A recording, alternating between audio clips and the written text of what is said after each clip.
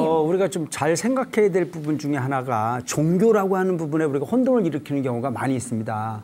그 종교라고 하는 부분이 흔히 보면 이제 서양에서 들어온 이론이라고 볼 수 있습니다. 그 서양에서의 이론이라는 자체는 소위 말하는 신과 인간의 관계, 이 부분을 종교라고 생각하고 있었어요.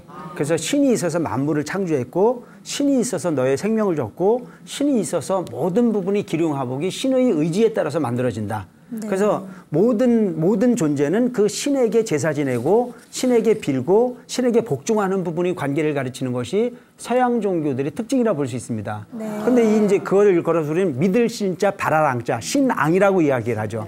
근데 불교라고 하는 종교는 그런 믿음을 강요하는 종교가 아니에요. 불교라는 자체는 믿을 신자, 소위 행하랑자, 신행의 종교예요. 믿어서 행하는 거죠. 자, 불교의 믿음이라고 하는 자체의 첫째 덕목이 믿음이다라고 하는 부분인데 그 믿음의 대상이 다른 거예요. 서양 종교의 믿음이라는 자체는 대상을 믿는 겁니다. 즉 신을 믿는 거죠.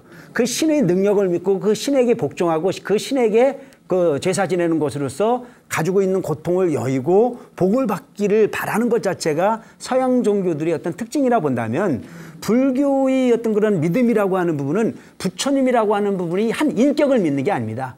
부처님이라고 하는 위대한 스승의 가르침을 믿는 겁니다.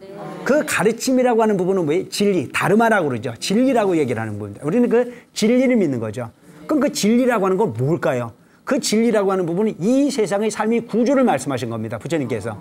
그 이 세상의 삶의 구조라는 자체가 인과다, 인연이다, 연기다, 이런 부분을 가르친 거죠. 그래서 불교의 가르침이라는 자체의 믿음과 불교에서 이야기하고 있는 믿음의 체계와 소위 타종교에서 이야기하고 있는 믿음의 종류는 무척 다르다라고 하는 부분을 우리가 염두에 두고 시작을 해야 불교를 올바르게 이해할 수 있을 거다는 쪽의 생각을 하게 합니다.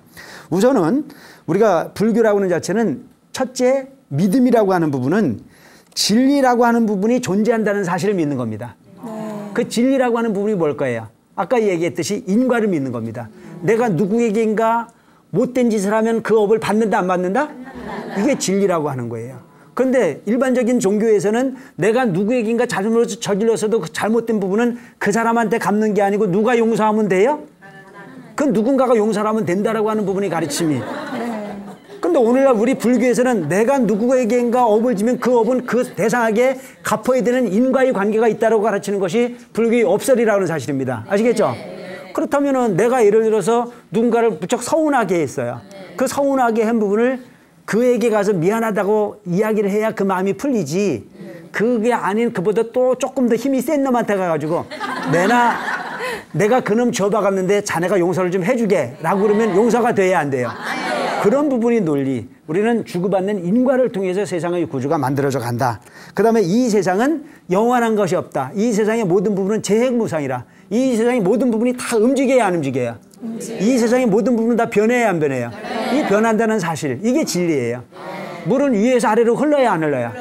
그 위에서 아래로 흐르는 물을 가지고 올라가세요 빌면 올라가야 안 올라가요? 그게 바로 진리야. 그래서 이런 부처님의 가르침의 우주 법계의 진리 질서를 믿고 그 부분이 부처님 가르침이라는 자체가 사실이구나라고 하는 부분으로 믿고 따라가는 것 자체, 믿고 받아들이는 것 자체를 우리는 믿음이라고 이야기를 하는 거지. 부처님만 잡고 앉았으면 죽었던 사람도 살아난다? 그런 식의 세상은 없다. 부처님만 잡고 있으면, 부처님만 찾고 있으면 무조건 모든 일이 다 된다라고 하는 부분은 존재하지 않는다. 내 스스로가 되는 일이 없거든 전생에 지은 공덕이 없는 거로 그 공덕을 짓기 위해서 노력을 해야 되는 것이 부처님 가르치라면 그만큼 행하는 것 자체가 그것이 바로 불교일 수 있는 겁니다. 그 다음에 신해. 이 불교라고 하는 자체는 믿기만 하면 되는 것이 아니고 부처님의 가르침을 이해를 해야 돼요. 무조건 그렇다더라 그러면 무조건 따라가는 게 아니고 왜 그럴까? 라고 하는 걸 통해서 내가 생각해보고 고민해보고 완벽하게 이해하려고 하는 그게 그렇구나. 물은 위에서 아래로 흐르는 거구나 라고 하는 부분을 받아들였을 때 그것이 이해입니다. 해. 그 다음에 이해가 됐으면은 행을 해야 돼요, 안 해야 돼요? 행동으로 옮겨야 돼. 내 마음을 청정하게 비우고 내 마음이 번뇌에 시달리지 않고 오롯한 무아의 상태에 무상무념의 상태를 만들고 나면 지혜가 발현이 되고 그 지혜를 통해서 우주법계를 깨달아 알아낼 수 있는 진리의 주인공이 될 수 있다라고 하는 부분의 행위.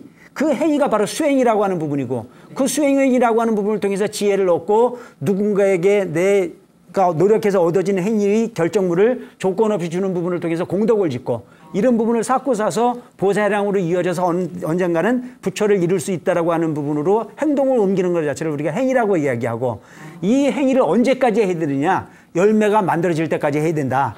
부처와 같은 인격의 소유자가 돼서 중생은 금방 받아들였던 거 금방 잊어버리고 마음이 순간순간 변하지만 부처님과 같은 오롯한 정신을 가지고 깨달음의 그 결정체가 이루어지는 그 순간까지 완벽하게 실천하겠다는 의지를 갖고 가는 것을 일컬어서 신해행증. 바로 불교는 이와 같은 행위를 실천하는 종교가 불교다. 그래서 불교는 부처님을 믿는 종교가 아니고 부처님이 되기 위해서 애쓰는 종교가 불교다라고 하는 사실을 잊지 않는 불자가 됐으면 좋겠습니다.